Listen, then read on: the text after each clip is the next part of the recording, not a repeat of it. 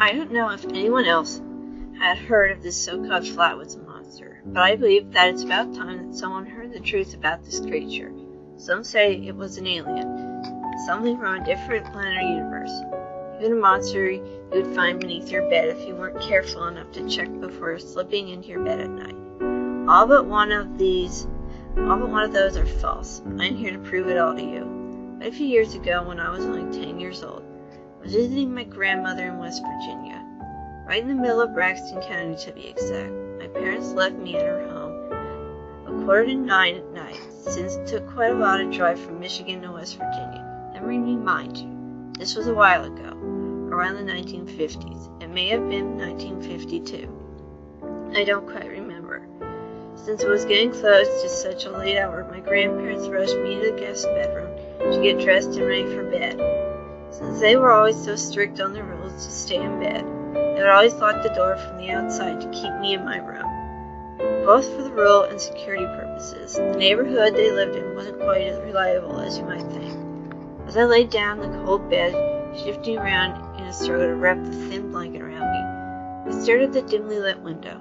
The moon was so bright that it hurt my eyes, even when it peeked down to me through the trees in a small forest that hugged the side of the house. Since there were no curtains to cover it, I was forced to stare until I felt drowsy. I was hungry for adventure at my young age, and never felt tired at all, unless I was going to be going on a road trip or airplane. So as I stared at the moon, I had the smartest idea I've had in a long time. Why not open up the window and sneak out for a little bit? It wouldn't hurt me.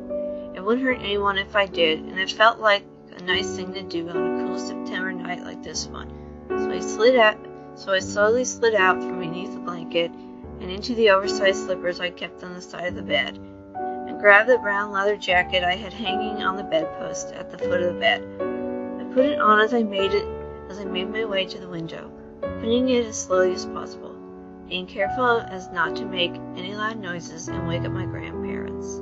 As I slowly climbed out the window, I kept my arms wrapped around the windowsill of my room, just in case the draught was too far for me to reach safely.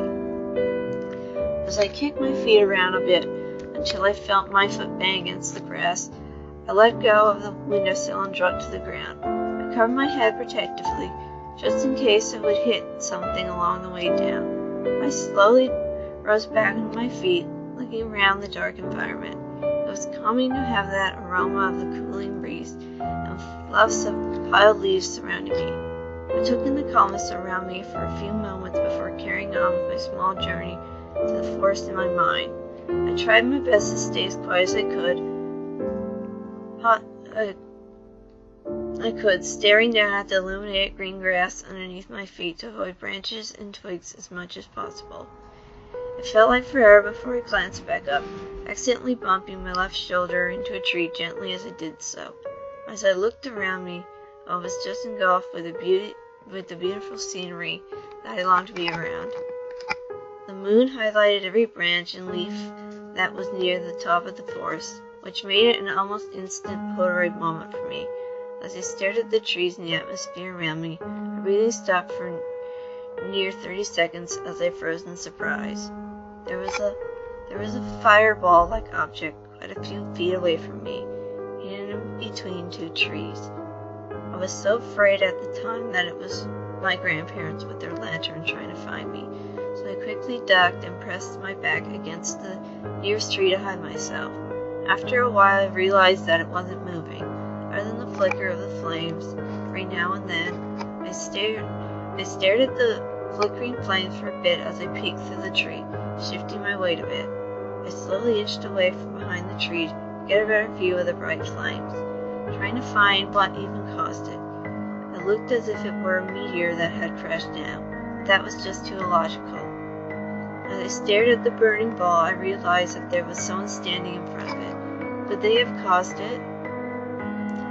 Without thinking, I quickly dashed out halfway to them, hoping that they would see me as I did so. I waved my arms frantically, trying to get them out of the way of the ball of fire.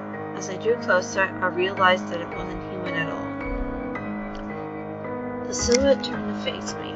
Its head turned up in a spade-like shape, its head pulled to either side in a sideways diamond. It didn't seem to even touch the ground as it moved. The long cape-like clothing dangling just a mere inch off the ground.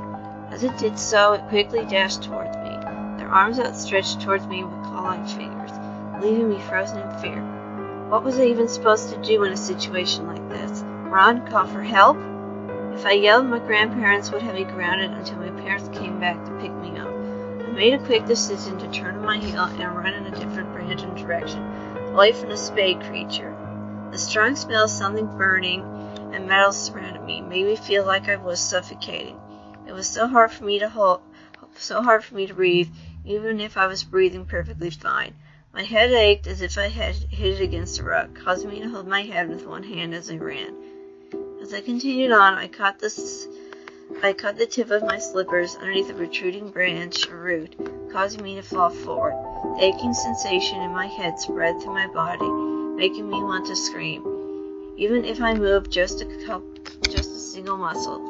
As I opened my eyes slowly, when I rolled onto my back, when I fell, the last thing I could see was that creature standing over me, staring and observing. It leaned close into my face, its huge yellow saucer-shaped eyes staring down at mine curiously. It opened its mouth to let a soft hiss as it looked me over, standing upright. I closed my eyes and stood upright, not feeling it move away at all. I must have been knocked out for some time, because once I had my eyes open, I realized that it was nearly sunup. The sky was a bright pink, purple, and red, sun that you might find in a painting in a museum. The only thing I could think of is how fast I had to get home before my grandparents unlocked my door and found me missing with the window open. As I slowly sat up, I could feel my head pound with waves of annoying pain, massaging inside my temples as I hunched over, slowly helping myself stand up. I glanced around, only to find that once beautiful, serene forest that surrounded me was turned into a dark patch of burnt leaves and ghosts of what used to be large old trees. The ground was coated with thick black ash, except the large circle where I was sitting. Did that thing save me, or was it just my imagination? I raised an opposite hand, staring at it to see if it had any ash on it, only to find that I, in fact, did not. Did that thing in the woods save me? I held my breath as I started to climb up to my feet, lying in bed as I did so. On my way home, all I could think about was how strange that was. It was gone in a blink of an eye, and all I could imagine was falling down in pain and passing out in fear. The strong sound of the burnt scenery and metal still lingered in the air as I shuffled back home. Once I finally crawled back into the guest room, I stared at the calendar. It was September 12th. I got the mental note to write down what I had been through sooner or later, but I guess I forgot to until now. After reading claims of people having seen this mysterious creature, I immediately debunked them as false. I know what I saw because I was there. It felt all too real to appear to even comprehend the thought of it being staged or faked as a prank. No human can hover above the ground like that creature did. The smell of that forest still stinks in the clothes that I wore on that day. Every year, on September 12th, I made a ritual to visit that same forest every year in hopes of finding that figure once more. I insist that none of you visit the Flatwoods around that time of year, because God knows that thing is still lurking somewhere.